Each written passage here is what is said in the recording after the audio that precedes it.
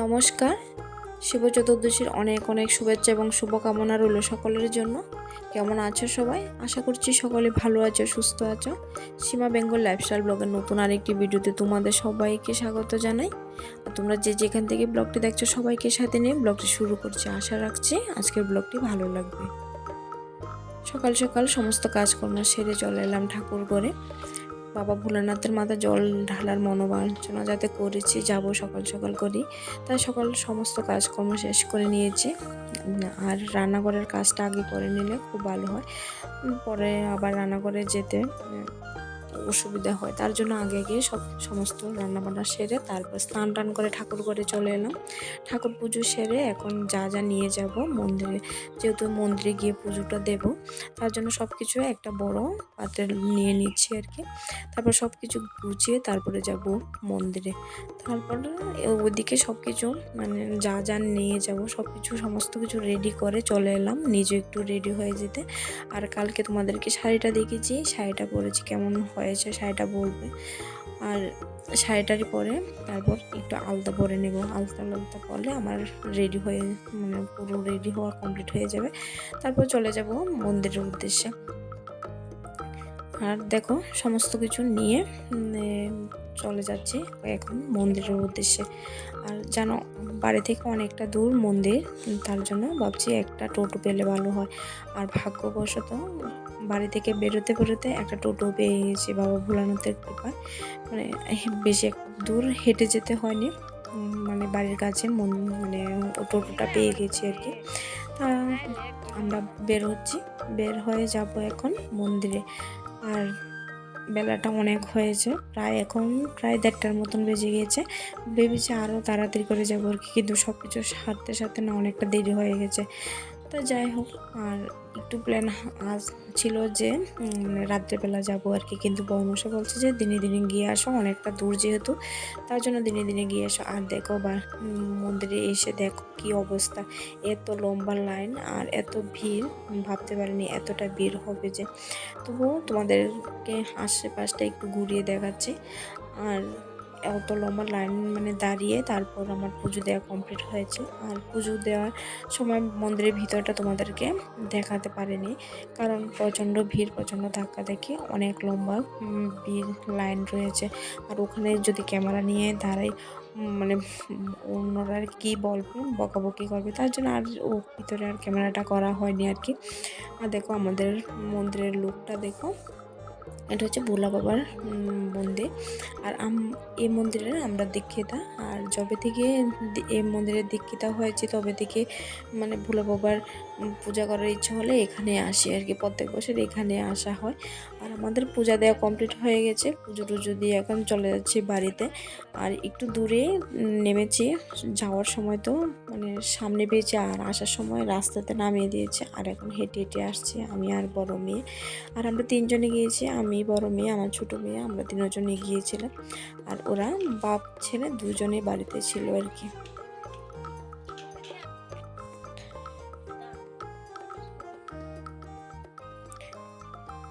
পুজো টুজো শেষ করে চলে এলাম। এসে ছেলে বলছে যে আমাকে এখন প্রসাদ দাও, কারণ ও ভাত খায়নি। তারপর একটু প্রসাদ মেখে তারপর ছেলেকে দিয়ে দিলাম। আর কিছু ফল টল কেটে নিয়েছি, যেহেতু আজ অন্য কিছু আর খাওয়া যাবে না, ফল টল খাবো, তার জন্য একটু সাবু মাখলাম আর একটু ফল টল কেটে নিলাম আর কি। আজকে আমাদের 2জনের খাবার এটাই।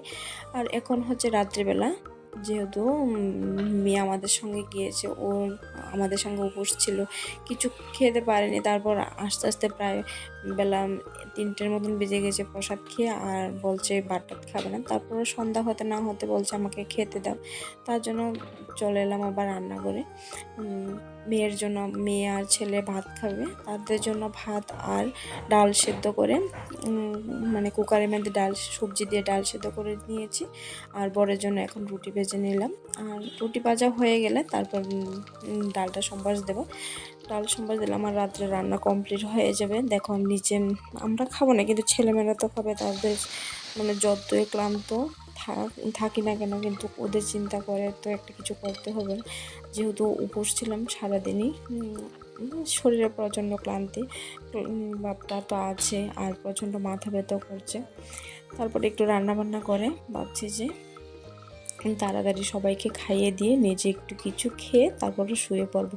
আর খাওয়ার মধ্যে আজকে মানে শস্য জাতীয় জিনিস কোনো কিছুই খাবো না। খাওয়ার মধ্যে মিষ্টি আলু সেদ্ধ করে আজকে খাবো আর কি, মা মেয়ে দুইজনে। বড় মেয়ে খাবে মানে আলু সেদ্ধটাই খাবে না, ওকে বলেছি রুটি খাও না, রুটি খেতে কিন্তু বলছে না রুটি খাবে না, আমি যা খাবো ও তাই খাবে আর কি। তাই বেশি একটা কিছু করে মেয়ে মানুষ যা মানে এক মনে যা করে তাই ভালো, তাই না? তার জন্য মানে আলু সিদ্ধ করে নিচ্ছি, আর কুকারের সিটি দিয়ে দেবো তো খুব তাড়াতাড়ি হয়ে যাবে, একটা সিটি দিলে হয়ে যাবে। আর মিষ্টি আলুগুলি সেদ্ধ বসিয়ে দিলাম, আর সঙ্গে একটা মানে এমনিতে নর্মাল মানে গোল আলু দিয়েছি, মেয়ে বলছে যে একটা গোল আলু দাও। তারপর এগুলি খাওয়া দাওয়ার, আবার শিবরাত্রি উপবাস ভেঙে এগুলি খাওয়া দাওয়া হলো। রাত্রেবেলা খাওয়া দাওয়ার পরে এখন আবার দেখা হচ্ছে সকালবেলা। সকালে আমি ঠাকুর ঘরে যাইনি, মেয়ে স্নান টান করে ঠাকুর ঘরে চলে গেছে। আর যেহেতু মানে ভোগ রান্না করে পুজো দেওয়ার সুবিধাটা আমার নেই, কারণ আলাদা কোনো রান্না করার ব্যবস্থা নেই আর কি। বাসনপত্র সব কিছু আছে কিন্তু মানে চুলাটা নেই, তার জন্য মানে একটু অসুবিধা। তার জন্য চিড়া আর কলা দিয়ে ভোগ লাগিয়েছে, এটা খেয়ে আমরা পালন করব আর কি। তারপর বলছে যে একটু খিচুড়ি করার জন্য, তার জন্য কি একটু খিচুড়ি বসিয়ে দিলাম। আর সকলেরই একটু খিচুড়িটা পছন্দ, আর একটু পাতলা পাতলা করে খিচুড়িটা খুব পছন্দ, তার জন্য মানে মুগ ডাল দিয়ে অনেকগুলো সবজি দিয়ে খিচুড়িটা করে নিচ্ছি আর কি। আর শরীরে একটু ক্লান্তি তো রয়েছেই, কারণ আগের দিন উপোস করা হয়েছে, একটু ক্লান্তি ভাব তো থাকবে। তার জন্য একবারে ভাবছি যে না, খিচুড়ির তো বেশি তেমন কোনো ঝামেলা নেই, একবারে খিচুড়িটাই করে নিই। তো খিচুড়ি করে মানে খিচুড়িটা হয়েও গেছে, সব কিছু দেওয়া হয়ে গেছে, সমাজটা দিলে বাস হয়ে যাবে। আর ছেলেমেয়েরা স্কুলে যাবে, মেয়েও স্নান করে চলে এসছে, ওদেরকে আবার তাড়াতাড়ি করে খাবারটা দিতে হবে। ভাবছি তাড়াতাড়ি করে মানে সমাজটা দিয়ে খাবারটা বেড়ে দিয়ে তাড়াতাড়ি করে ওরা খেয়ে আবার স্কুলে যেতে হবে। তাই রান্নাবান্না আমার মোটামুটি কমপ্লিট হয়েছে, ওদেরকে খাবারটা দিয়ে দিলে ব্যাস হয়ে যাবে। আজকে তেমন কোনো ঝামেলা করব না, বেশি একটা কিছু করব না।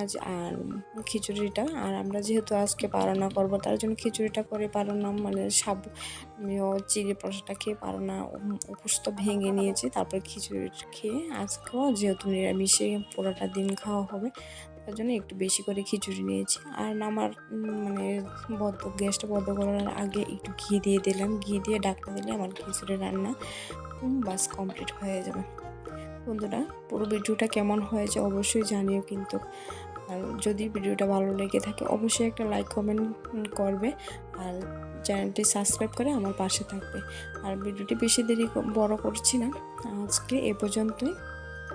আবার তোমাদের সাথে দেখা হবে পরবর্তী আরেকটি ভিডিওতে। ততক্ষণ সবাই ভালো থেকো, সুস্থ থেকো।